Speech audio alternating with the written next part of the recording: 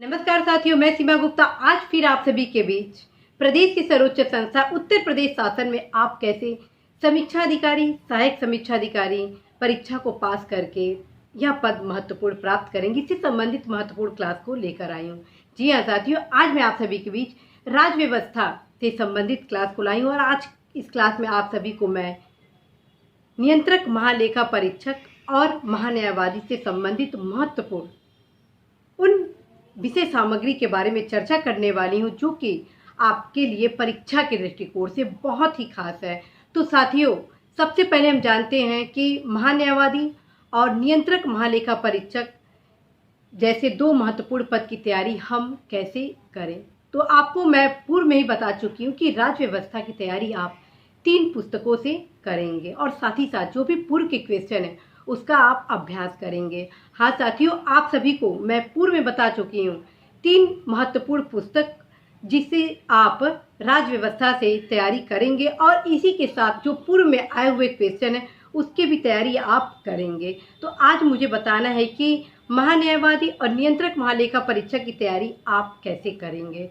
तो साथियों, आप सभी को बताना है कि इस दोनों टॉपिक को आप मात्र 2 पुस्तकों से पढ़ेंगे। पहला है डी बसु के भारतीय संविधान, दूसरा इससे संबंधित जो अनुच्छेद वेयर एक्ट में दिए गए हैं उससे संबंधित आप अध्ययन अवश्य करेंगे। और ध्यान रखिए, इसमें छोटे छोटे माइनर मिस्टेक परीक्षाओं में हो जाते हैं क्योंकि परीक्षा में क्वेश्चन बहुत ही सरल पूछा जाएगा लेकिन आपको कई विकल्प दे दिए जाएंगे, विकल्पों में भी विकल्प दिए जाएंगे और ख़ास बात है कि इतना माइनर मिस्टेक हो जाता है, कब आपके क्वेश्चन गलत हो जाएंगे वो आपको पता नहीं चलेगा। तो इस प्रकार आप यदि इस पुस्तक से सब कुछ पढ़ते हैं ढंग से तो आप एक भी क्वेश्चन गलत नहीं करते। तो आइए देखते हैं कि महान्यायवादी में आप क्या क्या महत्वपूर्ण जो बिंदु है मात्र आधे पेज में दिया गया है, इसको आप कम से कम 2 से 3 बार अवश्य पढ़ेंगे। इसमें पहला जो पॉइंट है कि यह सरकार का ये सर्वप्रथम विधि अधिकारी होते हैं, तो कई बार उसमें माननीय उच्च न्यायालय के न्यायाधीश का भी ऑप्शन दिया गया होता है और यदि आप इसे ढंग से पढ़े रहते हैं महान्यायवादी चैप्टर को तो आप कभी गलत नहीं करेंगे। दूसरा, भारत सरकार को विधि संबंधी ऐसे विषयों पर सलाह देना और विधि स्वरूप के ऐसे अन्य कार्यों को पालन करना जो राष्ट्रपति उसको समय समय पर निर्देशित करे या सौंपे आदि से संबंधित जो कार्य वगैरह हैं महान्यायवादी से संबंधित सब कुछ इसमें दिया गया, आप इसे अवश्य पढ़िएगा।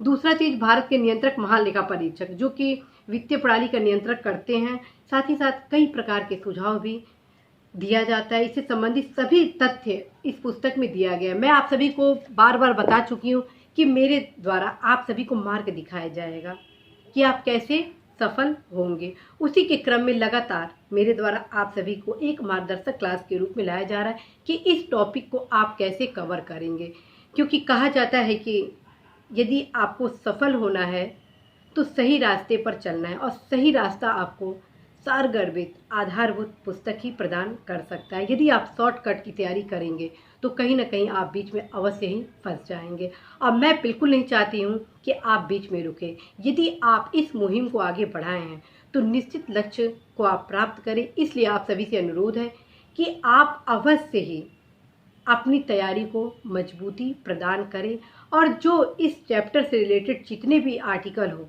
उसको आप अवश्य वेयर एक्ट से लाइन टू लाइन पढ़ेंगे। तो इसी महत्वपूर्ण क्लास के साथ मैं सीमा गुप्ता आज फिर आप सभी से विदा लेती हूँ। नमस्कार।